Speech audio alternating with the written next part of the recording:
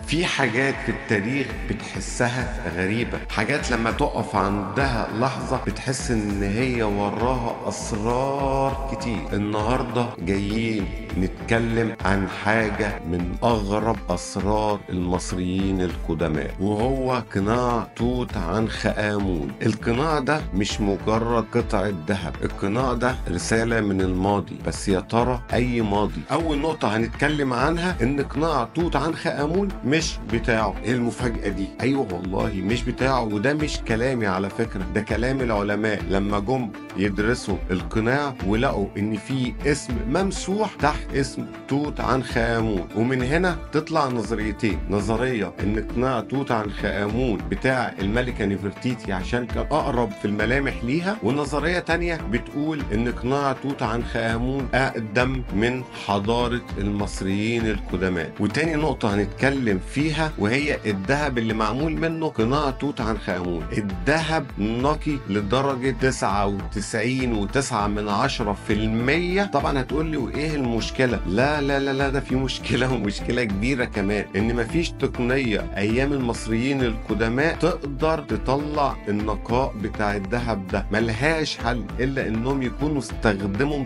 تقنيات حديثة جدا. ومن هنا انا برجع للنظرية التانية اللي بتقول ان القناع ده قبل حضارة المصريين القدماء بآلاف السنين. وتالت نقطة هي عيون قناع توت عنخ آمون.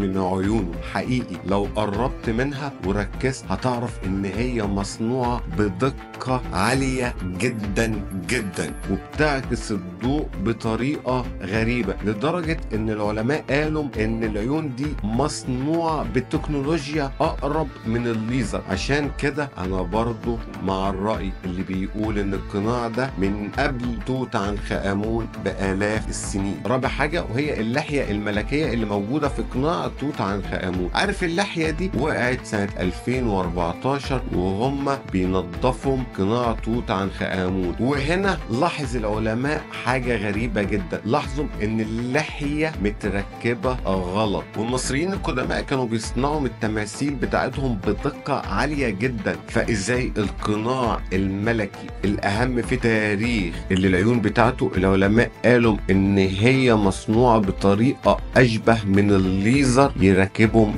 اللحية غلط؟ ده لو هيثبت حاجة يثبت ان القناع ده اقدم بكتير من الحضارة اللي احنا نعرفها، واعاد استخدامه تاني ايام توت عنخ آمون. خامس حاجة وهي الرموز الغامضة. لقينا على قناع توت عنخ آمون رموز غريبة، رموز ما تشبهش اي رموز شفناها في معبد او بردية قبل كده. العلماء لحد دلوقتي مش عارفين يفكوا او يعرفوا الرموز دي بتتكلم عن ايه، هي شفرة ولا حاجة غريبة ولا ايه الرموز دي؟ لحد دلوقتي احنا مش فاهمين. وده برضو يدل ان القناع ده تم استخدامه وان هو اكيد مصنوع قبل الحضارة المصرية اللي احنا نعرفها. سادس حاجة وهي لحام القناع. العلماء لما جم يحللوا قناع توت عنخ آمون اكتشفوا حاجة مرعبة، طريقة لحام الذهب مش معروفة لحد دلوقتي. لحد